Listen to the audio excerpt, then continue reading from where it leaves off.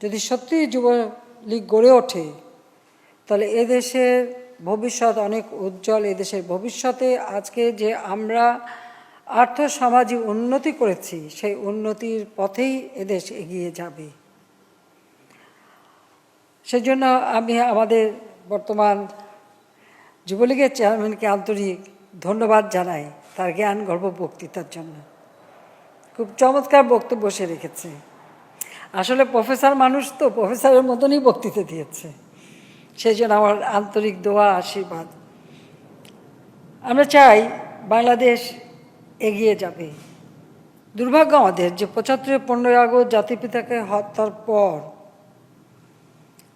এদেশের যে অগ্রযাত্রা, মাত্র ৩.৫ বছর একটা যুদ্ধ বিধ্বস্ত দেশের দায়িত্বভার হাতে নিয়ে জাতির জনক বঙ্গবন্ধু শেখ মুজিব কাজ শুরু করেছিলেন এবং ৩.৫ বছরের মধ্যেই বাংলাদেশকে তিনি একটা অর্থনৈতিক উন্নয়নের দিক থেকে একটা জায়গায় নিয়ে এসেছিলেন যেটা পৃথিবীর কোনো দেশে স্বাধীনতার পর বা একটা বিপ্লবের পর, একটা যুদ্ধের পর, একটা যুদ্ধবিধ্বস্ত দেশ গড়তে চেয়ে আমার মনে হয় আর কোথাও এই দৃষ্টান্ত খুঁজে পাওয়া যাবে না যে এত দ্রুত সময়ের মধ্যে সেই যুদ্ধের ভয়াবহতা কাটিয়ে উঠে একটা দেশ এবং জাতিকে অর্থনৈতিক উন্নয়নের পথে তিনি এগিয়ে নিয়ে যেতে পেরেছেন। সেই দৃষ্টান্ত খুব কমই পাওয়া যাবে। কারণ এখানে কোনো সম্পদ ছিল না, রিজার্ভ মানি ছিল না, কারেন্সি নোট ছিল না, ১ কোটি মানুষ শরণার্থী, ৩ কোটি মানুষ গৃহহারা, আহত মুক্তিযোদ্ধা, গণহত্যার ফলে শহীদ পরিবার অথবা অনেকেই সেখানে আহত অবস্থায় ছিল, নির্যাতিত মা বোন যারা আহত তাদের চিকিৎসা ব্যবস্থা, শহীদ পরিবারকে আর্থিক সহায়তা দেওয়া, নির্যাতিত মা বোনদের পুনর্বাসন করা থেকে শুরু করে যাবতীয় কাজগুলি অতি দ্রুত সময়ে একদিকে যেমন করেছেন, রাস্তাঘাট, পুল, সব অবকাঠামোগত উন্নয়ন যেমন করেছেন, আবার অর্থনৈতিকভাবে এগিয়ে যাওয়ার জন্য কাজ করে বাংলাদেশকে স্বল্পোন্নত দেশ হিসাবে প্রতিষ্ঠা করে দিয়ে গেছেন। যে প্রবৃদ্ধি তিনি অর্জন করেছিলেন সে ৯ ভাগ, তা আজ পর্যন্ত কেউ কখনো আর অর্জন করা সম্ভব হয়নি। ৭৫-১৫ই আগস্ট যারা এই চক্রান্তের সাথে জড়িত, হ্যাঁ সেখানে আমাদের দলের মোস্তাক সহ অনেকে জড়িত ছিল, সেই সাথে সাথে খুনিরা, তারা এদেশের স্বাধীনতাকে সম্পূর্ণ নষ্ট করতেই চেয়েছিল, অগ্রযাত্রাটাকে ব্যাহত করতে চেয়েছিল। এটা হলো বাস্তবতা। আমরা যদি জিয়াউর রহমানের দিকে দেখি, মোস্তাক বেইমানি করেছে কিন্তু আড়াই মাসও ক্ষমতায় থাকতে পারেনি। একটা ইতিহাসের সাথে তার একটা সামঞ্জস্য পাওয়া যায়। মীর জাফর বেইমানি করেছিল, ইংরেজদের সাথে ষড়যন্ত্র করে সিরাজউদ্দৌলাকে হারিয়েছিল।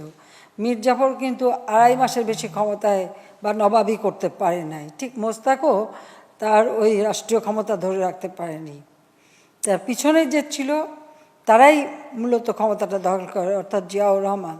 সেটা সম্পূর্ণভাবে জাতিপিতার হত্যার সাথে জড়িত, এতে কোনো সন্দেহ ছিল না।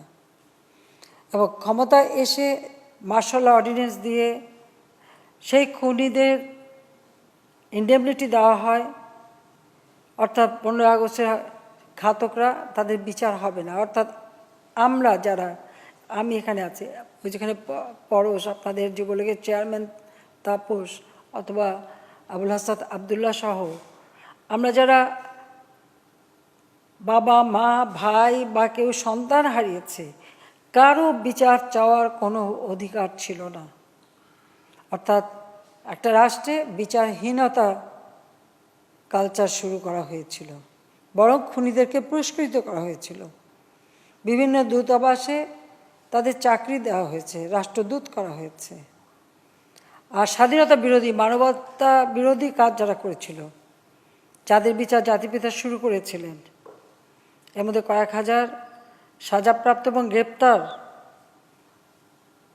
এমনকি ছাত্রলীগের ৭ জন নেতাকে হত্যা যে করেছিল খুনি, সেই শফিউল আজম প্রধান, যা সাজা হয়েছিল সেই সাজাপ্রাপ্ত আসামি এবং এভাবে আরও বাংলাদেশের বিভিন্ন জায়গায় তাদেরকে জিয়াউর রহমান বন্দিখানা থেকে ছেড়ে দিয়ে খুনি সাজাপ্রাপ্ত আসামি তাদের বন্দিখানা দিয়ে ছেড়ে তাদেরকে রাজনৈতিকভাবে প্রতিষ্ঠা করে। এবং যে শক্তি মুক্তিযুদ্ধের সময় হানাদার পাকিস্তানি বাহিনীর দোসর ছিল তারাই রাষ্ট্র ক্ষমতায় অধিষ্ঠিত হয়। বাংলাদেশে ৭৫-এর পর ১৯ বার কূ হয়েছে। প্রত্যেকটা কূর পরে হাজার হাজার সামরিক বাহিনীর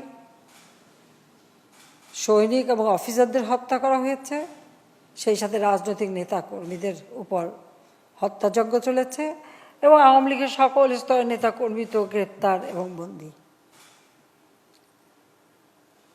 তাদের আচার আচরণ এমনই ছিল যে স্বাধীনতা এনেই যেন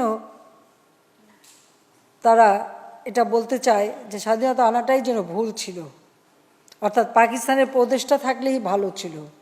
অথচ একটা প্রদেশকে জাতির জনক বঙ্গবন্ধু শেখ মুজিব একটা রাষ্ট্রে উন্নীত করে দিয়ে যান এবং একটা রাষ্ট্র তৈরির সমস্ত কিছু তিনি তৈরি করে দিয়ে গেছেন। কিন্তু আমাদের দেশের মানুষের জীবন থেকে এই একটানা ২১টা বছর সময় নষ্ট হয়, কারণ একের পর এক কূ হচ্ছে আর একজন মিলিটারি ডিক্টেটর ক্ষমতায় অথবা তারই ছত্রছায়ায় কেউ ক্ষমতায়। এবং এর পরিণতি আমরা কি দেখেছি যে দেশের মানুষের কিন্তু অর্থনৈতিক উন্নতি হয়নি। ঠিক জিয়াউর রহমান যে পদাঙ্ক অনুসরণ করেছে, জেনারেল এরশাদ এসেও হয়তো কিছু রাস্তাঘাট করেছে, কিন্তু তারপরেও দেশের আর্থসামাজিক উন্নয়নে কোনো অবদান রাখতে সক্ষম হয়নি। খালেদা জিয়া তো আরও এক ধাপ উপরে গেছে। এরশাদ যেমন খুনি ফারুককে রাষ্ট্রপতির প্রার্থী হবার সুযোগ দিয়েছে এবং ফ্রিডম পার্টি নামে একটা পার্টি করার সুযোগ দিয়েছিল, খালেদা জিয়া ক্ষমতা এসে ১৫ই ফেব্রুয়ারি ৯৬ সালে একটা ভোটারবিহীন নির্বাচন করেছিল। কারণ তার ইচ্ছা ছিল যে কোনো মতে জনগণের ভোটটা চুরি করে সে ক্ষমতায় টিকে থাকবে। কিন্তু চুরি করা সম্পদ যে ধরে রাখা যায় না, আর তা হলো জনগণের ভোট চুরি করলে আর ক্ষমতায় থাকা যায় না, সেটা সে বুঝতে পারেনি। ১৫ই ফেব্রুয়ারি নির্বাচনে কর্নেল রশিদ এবং মেজর হুদা, একজনকে কুমিল্লা থেকে আর একজনকে চুয়াডাঙ্গা থেকে, সেই ভোটারবিহীন অবস্থায় তাদের নির্বাচিত ঘোষণা করে পার্লামেন্টে এনে বসায়। আর জিয়াউর রহমান যেমন ওই রাজাকার আলবদর বাহিনী এবং যুদ্ধাপরাধীদের ছেড়ে দিয়ে তাদেরকে মন্ত্রী উপদেষ্টা করেছিল, খালেদা জিয়াও সেই একই পদাঙ্ক অনুসরণ করে, সেও সেই যুদ্ধাপরাধীদের মন্ত্রী বানায় এবং ক্ষমতায় বসায়। যা ১৫ই ফেব্রুয়ারি সেই ভোট চুরি খালেদা জিয়া টিকিয়ে রাখতে পারেনি। ভোট চুরির অপরাধে এই বাংলাদেশের মানুষ আন্দোলন গড়ে তোলে এবং খালেদা জিয়া বাধ্য হয় ৩০শে মার্চ ৯৬ সালে পদত্যাগ করতে। গণ আন্দোলনের মুখে খালেদা জিয়া পদত্যাগ করেছিল, এটা বোধহয় দেশবাসীর মনে রাখা উচিত। ১৫ই ফেব্রুয়ারি ভোট চুরি করে নির্বাচিত ঘোষণা করেছে নিজেকে, তৃতীয়বারের প্রধানমন্ত্রী হয়েছে, আর ঠিক তার ১.৫ মাসের মধ্যে অর্থাৎ ৩০শে মার্চ তাকে ক্ষমতা ছেড়ে যেতে হয়েছে। এরপর ১২ই জুন নির্বাচন হয়, তখন আর একটা কূ করার চেষ্টা করা হয়েছিল, কিন্তু সেই কূটা আমরা ঠেকিয়েছিলাম। যা হোক, আমরা আওয়ামী লীগ সরকারে আসে। আওয়ামী লীগ সরকার আসার পর বাংলাদেশের জনগণের উন্নয়নেই কাজ শুরু করে এবং দীর্ঘদিন পরে বাংলাদেশের জনগণ এটা উপলব্ধি করে যে সরকার জনগণের সেবক। আমি সেটাই ঘোষণা দিয়েছিলাম, যেটা আমার বাবা দিয়েছিলেন, আমি তারই পদাঙ্ক অনুসরণ করেছিলাম, যে জনগণের সেবক হিসেবে কাজ করব। প্রধানমন্ত্রিত্ব তো কোনো ব্যাপার না, কিন্তু জনগণের জন্য কতটুকু করতে পারলাম কাজ, সেটাই প্রথম মানুষের মাঝে একটা আত্মবিশ্বাস ফিরে আসে। মানুষ একটু ভালো দিনের স্বপ্ন দেখতে শুরু করে। মানুষের কল্যাণে আমরা কাজ করি, দেশকে খাদ্যের স্বয়ংসম্পূর্ণ করি, বিদ্যুৎ উৎপাদন বাড়াই, রাস্তাঘাট পুল ব্রিজ আমরা তৈরি করি, দেশের সার্বিক উন্নয়নে ব্যাপক কাজ করি, গৃহহীন ভূমিহীনদের ঘর বাড়ি তৈরি করে দিই, আমরা কমিউনিটি ক্লিনিকের মাধ্যমে চিকিৎসা সেবা জনগণের দোরগোড়ায় পৌঁছে দিই, শিক্ষার ক্ষেত্রে আমরা নিরক্ষরতা মুক্ত বাংলাদেশ গড়ে তোলার প্রকল্প বাস্তবায়ন করি, প্রতিটি পরিবার যেন আর্থিকভাবে সচ্ছল হয়, আমরা একটি বাড়ি একটি খামার প্রকল্প নিয়ে কাজ শুরু করি।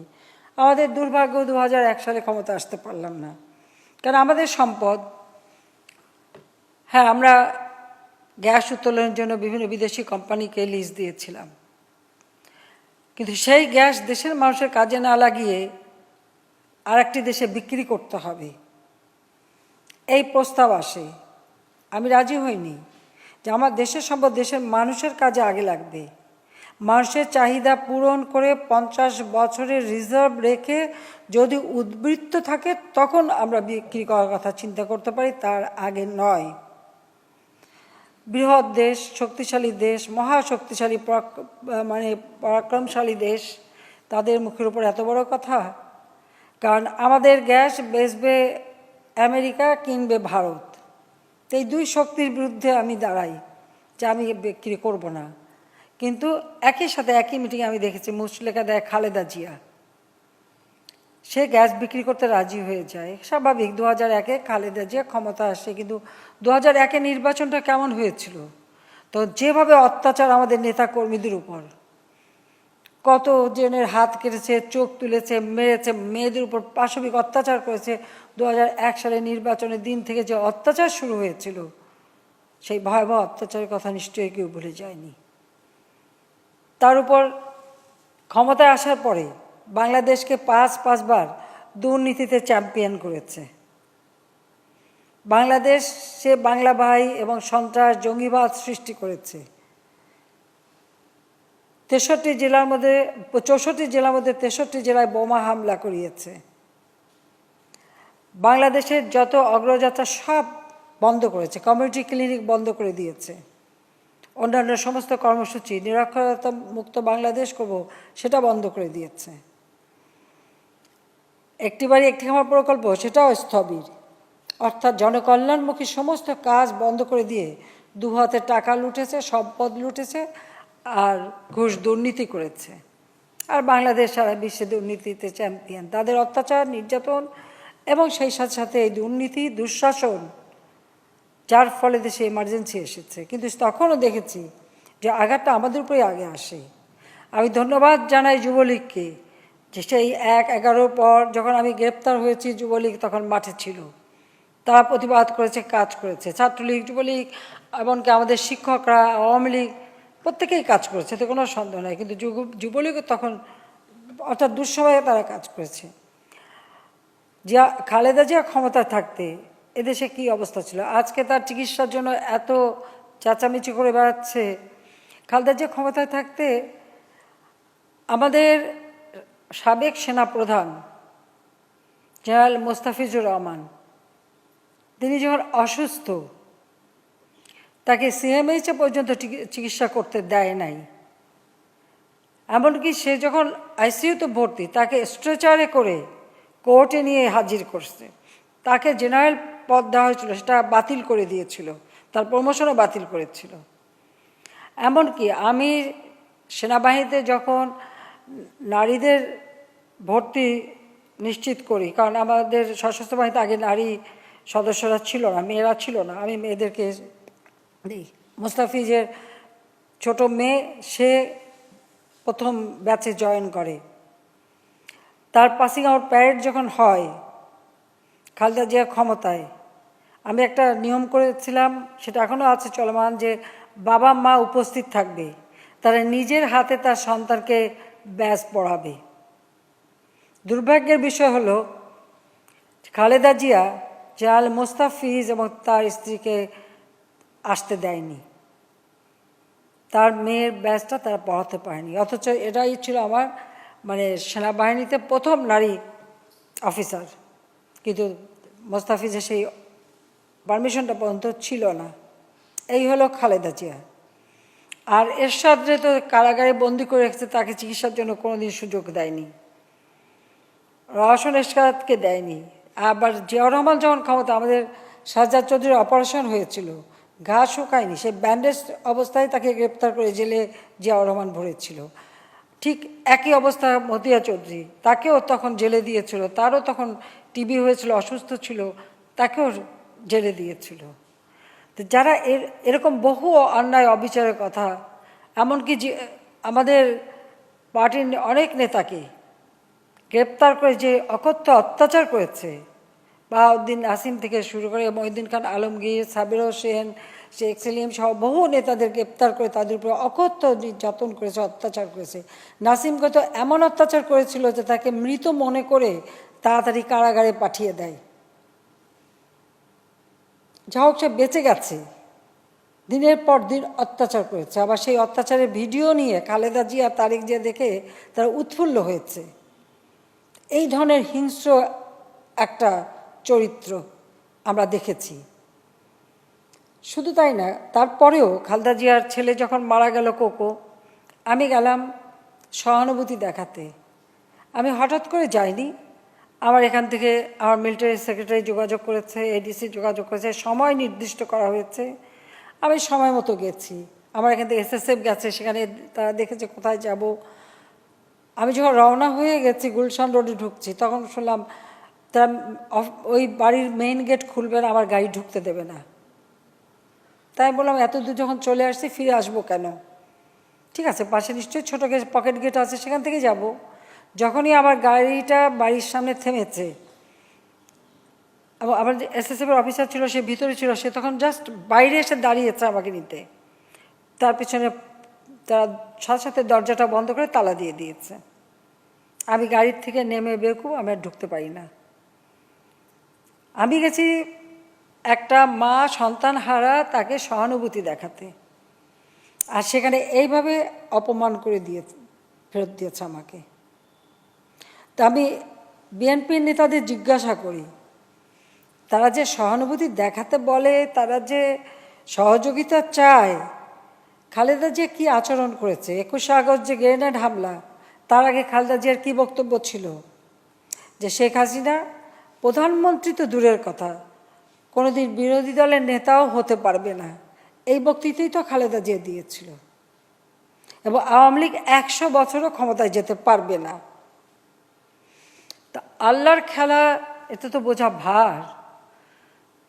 বরং খালেদা জিয়াই প্রধানমন্ত্রী হতে পারেনি, বিরোধী দলের নেতাও হতে পারেনি, এটা তার উপরেই ফলে গেছে। তারপরেও সে যখন অসুস্থ এবং দুর্নীতির দায়, সে দুর্নীতিটা কি? গ্যাটকোর কেস তার বিরুদ্ধে, নাইকোর কেস তার বিরুদ্ধে, এবং এটা কিন্তু আমাদের না, এটা কিন্তু আমেরিকা FBI তারা খুঁজে বের করছে, সিঙ্গাপুরে তার এবং তার ছেলের দুর্নীতি বেরিয়েছে, বিভিন্ন আন্তর্জাতিক সংস্থায় বের করেছে। এবং সেই কেসগুলি তো আছেই। সবচেয়ে বড় কথা, এতিমদের জন্য টাকা এসেছিল, সেই এতিমদের টাকা এতিমদের হাতে কোনোদিন পৌঁছায় নাই। সে টাকা নিজের অ্যাকাউন্টেই রেখে দিয়েছে, নিজেই খেয়েছে সে টাকা। সেই টাকা রেখে টাকা সেই ভোগ করেছে, খালেদা জিয়াই ভোগ করেছে এতিমের অর্থ। অথচ এতিমের সম্পদ আত্মসাৎ করো না, এ তো আমাদের কোরআন শরীফের নির্দেশ, নবী করিম সাল্লাল্লাহু আলাইহি সাল্লামও বলে গেছেন। আর সেই এতিমের অর্থই আত্মসাৎ করেছে। কাজে সেই সাজা পেয়েছে এবং সেই সাজা সে ভোগ করছে। তারপরে সে কারাগারে ছিল। খালেদা জিয়ার বড় বোন আর ভাই আমার কাছে এসেছে, বোনের স্বামী, ভাই, এরা সব এসেছিল। তারা আমাদের কাছে যখন আসলো, যখন খুব স্বাভাবিকভাবে রেহানাও আমার সাথে উপস্থিত ছিল, ওটা মানবিক দিক থেকে আমি তাকে তার বাড়িতে থাকার একটা আমার এক্সিকিউটিভ পাওয়ারে যতটুকু আমি করতে পারি, অর্থাৎ নির্বাহী যে ক্ষমতা আমার আছে, সেটার মাধ্যমে আমি তার সাজাটা স্থগিত করে তাকে তার বাসায় থাকার অনুমতি এবং চিকিৎসার অনুমতি দিয়েছি। আজকে বাংলাদেশে সবথেকে দামি যে হাসপাতাল, সব থেকে ব্যয়বহুল, সেখানেই কিন্তু তার চিকিৎসা হচ্ছে। তার ছেলের বউ তো ডাক্তার, তারেকের বউ ডাক্তার। শুনেছি সে নাকি অনলাইনে শাশুড়িকে দেখে। তো কই ছেলের বউ তো কোনদিন দেখতে আসলো না। অবশ্য পকুর বউ এসছে, তারা তো আসেনি। তো যাই হোক, তবুও বিএনপি এতদিন পরে একটা সুযোগ পেয়েছে। খালেদা জিয়ার অসুস্থতার এই দাবিতে তারা আন্দোলন করছে, খুব ভালো, তারা আন্দোলন করুক। কিন্তু আমার যতটুকু করার ছিল সেটা কিন্তু করেছি। এবং সবচেয়ে বড় কথা যে 15ই আগস্ট, খালেদা জিয়ার জন্মদিন কি 15ই আগস্ট? জিয়াউর রহমানের সাথে তার যে বিয়ে হয়েছিল, সেই বিয়ের যে ডকুমেন্ট আছে, এবং সেনাবাহিনীতে কিন্তু কেউ যোগদান করলে তার নেক্সট টু কিল, অর্থাৎ তার যদি কিছু হয় তার সম্পদের অধিকারী কে হবে, সেটা হচ্ছে তার স্ত্রী খালেদা জিয়া। সেই ডকুমেন্টে কিন্তু খালেদা জিয়ার জন্ম তারিখ মোটেই 15ই আগস্ট না। কাজে সেখানে তারপর তার যে প্রথম প্রধানমন্ত্রী হওয়ার পরে পাসপোর্ট, সেখানেও তো 15ই আগস্ট না। তার মার যে বিবৃতি, তাতেও তো 15ই আগস্ট না, তাতে অনেকগুলি জন্ম তারিখ।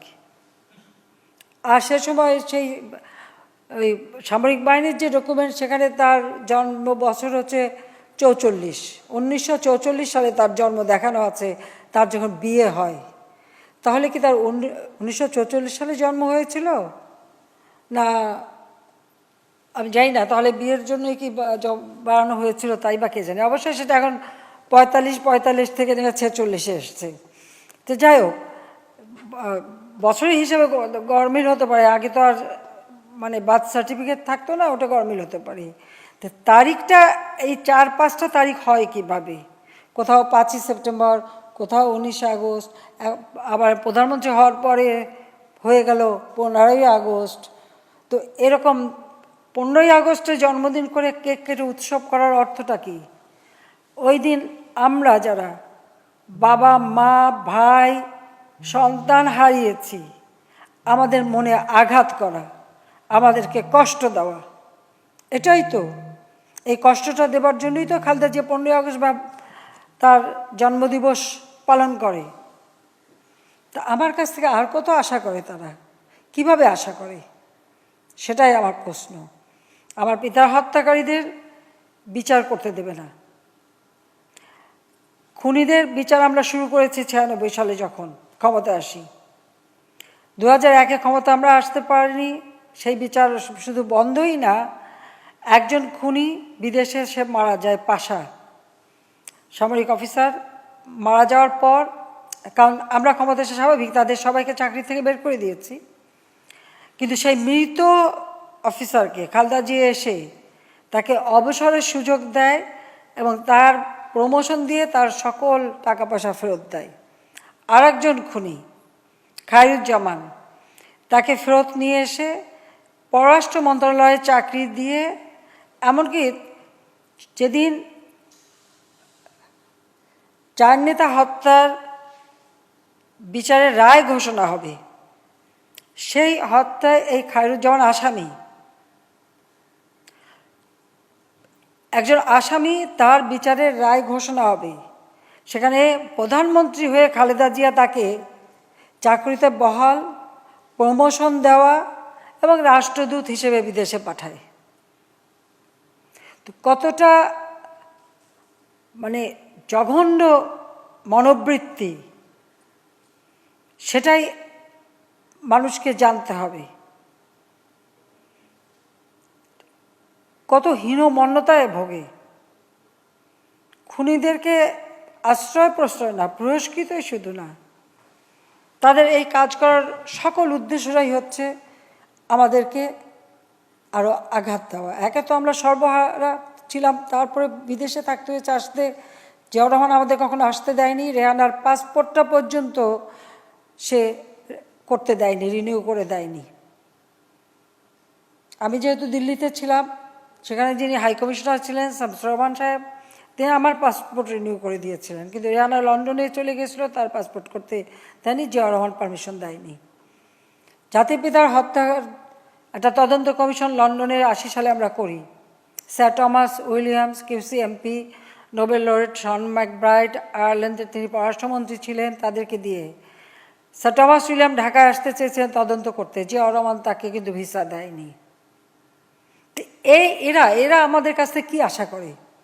আমরা যতটুকু দিছি, তাকে যে বাসায় থাকতে দিয়েছি, তাকে যে ইচ্ছা মতো হাসপাতালে ইচ্ছে চিকিৎসা করছে, এটাই কি যথেষ্ট না?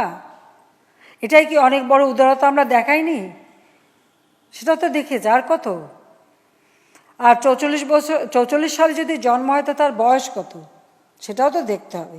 যাক, আমি এসব কথা আর বলতে চাই না। আমি বললাম ইচ্ছে করে, তার কারণ আমাদের যুবলীগের নেতাকর্মীদের জানতে হবে, কারণ নানা ধরনের কথা আসে এদেশের মানুষ একটা অদ্ভুত চরিত্রের। তারা, আমি দেখি একটা দুর্নীতির বিরুদ্ধে কথা বলবে, আবার দুর্নীতিবাজের জন্য আবার কান্নাকাটিও করবে, তাকে বিদেশে পাঠিয়ে চিকিৎসাও করতে হবে যা দুর্নীতিতে সাজাপ্রাপ্ত। তো এই ধরনের দ্বৈত মানসিকতা কেন? যা আমি এটুকু বলবো যে আমরা যুব সমাজের জন্য ইতিমধ্যে অনেকগুলি পদক্ষেপ নিয়েছি। যুব সমাজের কর্মসংস্থানের ব্যবস্থা, নিজের পায়ে দাঁড়ানো, এবং বাংলাদেশ আজকে ডিজিটাল বাংলাদেশ। এই ডিজিটাল বাংলাদেশ হওয়াতে বিভিন্নভাবে কাজের সুযোগ বৃদ্ধি পেয়েছে। কর্মসংস্থান ব্যাংক করে দিয়েছি, যুবকরা বিনা জামানতে ঋণ নিয়ে নিজের পায়ে দাঁড়াতে পারে, নিজেরা লেখাপড়া শিক্ষিত চাকরির পিছনে না ছুটে নিজেরাই চাকরি দিতে পারে, সেই যোগ্যতা অর্জন করতে পারে। এবং সমস্ত বাংলাদেশে আমরা কিন্তু বিভিন্ন প্রতিষ্ঠান গড়ে তুলছি, কারিগরি প্রতিষ্ঠান গড়ে তুলছি, এই কারণে যে বিভিন্ন ধরনের ট্রেনিং নিয়ে যুবকরা যেন কাজ করতে পারে, সেই ব্যবস্থাটা, সেই সুযোগটা আমরা সৃষ্টি করে দিয়েছি। আমাদের লক্ষ্য এটাই যে যুব সমাজকে দেশে বিদেশে যেখানে যা কাজ করবে এবং দেশকে এগিয়ে নিয়ে যাবে। তো যুবলীগের কাছ থেকে আমাদের এটাই আবেদন। আমার মনে হয় আমাদের চেয়ারম্যান সাহেব যে চমৎকার বক্তৃতা দিয়েছে, এরপর আমার আর কিছু বলার থাকে না। সে নির্দেশনা যেগুলি দিয়েছে সেইগুলি মেনে চললেই যথেষ্ট। তাই মনে করি যুবলীগ সেটাই মেনে চলবে। মুক্তিযুদ্ধের চেতনায় আমরা বাংলাদেশকে গড়ে তুলব। বাংলাদেশ হবে অসাম্প্রদায়িক বাংলাদেশ, সকল ধর্মের সমান অধিকার নিশ্চিত বাংলাদেশে, সেটার জন্য অব্যাহত থাকে। এর মধ্যে অনেক চক্রান্ত হয়েছে, অনেক ষড়যন্ত্র হয়, সেগুলি মোকাবেলা করতে হবে। এবং আমাদের দেশটা যেন গড়ে ওঠে, যেটা আমাদের যুবলীগের চেয়ারম্যান বলেছেন যে বিজ্ঞান ভিত্তিক প্রগতিশীল বাংলাদেশ গড়ে তোলা। এই বিজ্ঞান ভিত্তিক প্রগতিশীল বাংলাদেশ যেন গড়ে ওঠে, বাংলাদেশ যেন সামনের দিকে এগিয়ে যায়। আজকে আমরা উন্নয়নশীল দেশ হিসেবে মর্যাদা পেয়েছি। এই উন্নয়নশীল দেশ হিসেবেই আমাদের এগিয়ে যেতে হবে উন্নত সমৃদ্ধ সোনার বাংলা গড়ার লক্ষ্য নিয়ে। আমরা 2008 সালে নির্বাচনী ইস্তাহারে যে ঘোষণা দিয়েছিলাম সেটা আমরা অর্জন করেছি। আজকের বাংলাদেশ উন্নয়নশীল দেশ, আর এই উন্নয়নশীল দেশ থেকেই আমাদের যেতে হবে উন্নত দেশে। সে উন্নত দেশে যাবার পরিকল্পনাও করে দিয়েছি, সেটা রূপকল্প 2041। সেটা ধরে এগোলে পরে বাংলাদেশকে আর পিছিয়ে ফিরতে হবে না, বাংলাদেশ এগিয়ে যাবে। এবং মুক্তিযুদ্ধের চেতনায় স্বাধীনতার সুফল বাংলাদেশের প্রত্যেক মানুষের ঘরে পৌঁছাবে, প্রতিটি মানুষ উন্নত জীবন পাবে, সেটাই আমরা চাই।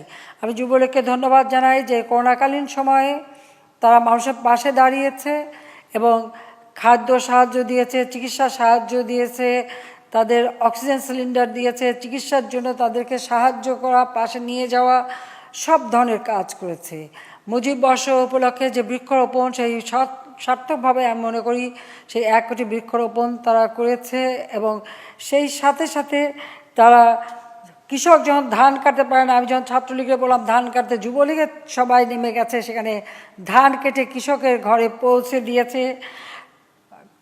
সেই সাথে যেটা জাতিপিতা শুরু করেছিলেন, এই বাংলাদেশে ভূমি ব্যবস্থাপনায় 100 বিঘা জমির সিলিং বেঁধে দিয়ে অতিরিক্ত জমি ভূমিহীনদের মাঝে বিতরণ করা, এবং যারা একেবারে নিঃস্ব, যাদের ভূমি নেই, গৃহ নেই, তাদেরকে পুনর্বাসনের জন্য গুচ্ছ গ্রাম করে তাদের ঘর বাড়ি দেওয়া শুরু করেছিলেন। এবং এই দায়িত্বটা ছিল আব্দুর রব সেনিয়াবাদ সাহেব, তার উপরেই জাতির বঙ্গবন্ধু শেখ মুজিব নোয়াখালী যায়, সেখানে যে এই চরাঞ্চলে এই কাজটা শুরু করে, যেটা এখন অবশ্য লক্ষ্মীপুর জেলায় পড়েছে।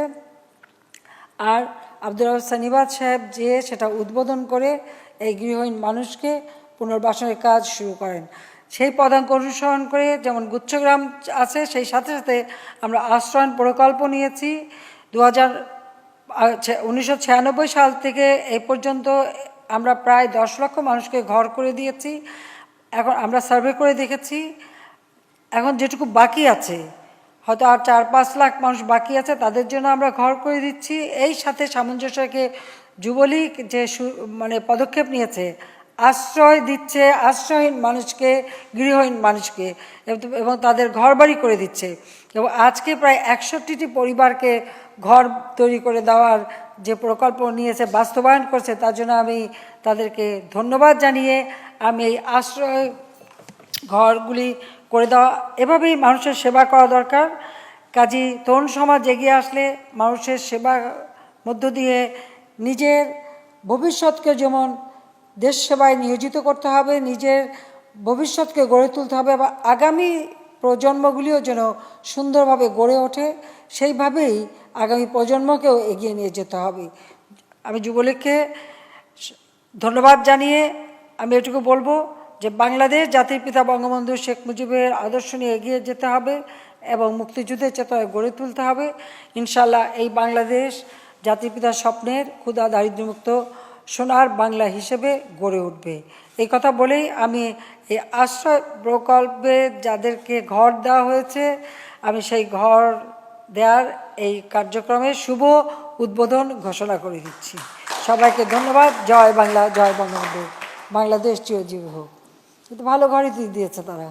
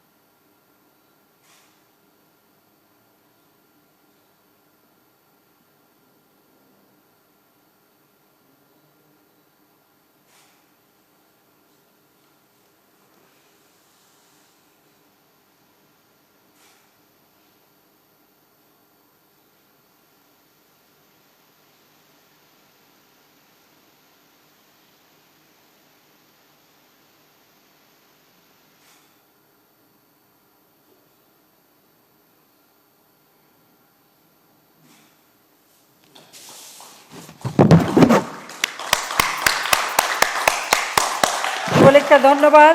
এভাবে যদি সকলেই এগিয়ে আসে, এদেশের মানুষের আর কোনো দুঃখ কষ্ট থাকবে না, এদেশে কোনো হতদরিদ্র থাকবে না, এদেশে সব মানুষ সুন্দর জীবন পাবে। তো যুবলীগ তাদের সব এই অনুষ্ঠান সফল হোক, আর যুবলীগ এগিয়ে যাক, বাংলাদেশ গড়ে উঠুক, সেই কথা বলে শেষ করি। খোদা হাফেজ। জয় বাংলা, জয় বঙ্গবন্ধু, বাংলাদেশ চিরজীবী হোক। ধন্যবাদ মাননীয় প্রধানমন্ত্রী।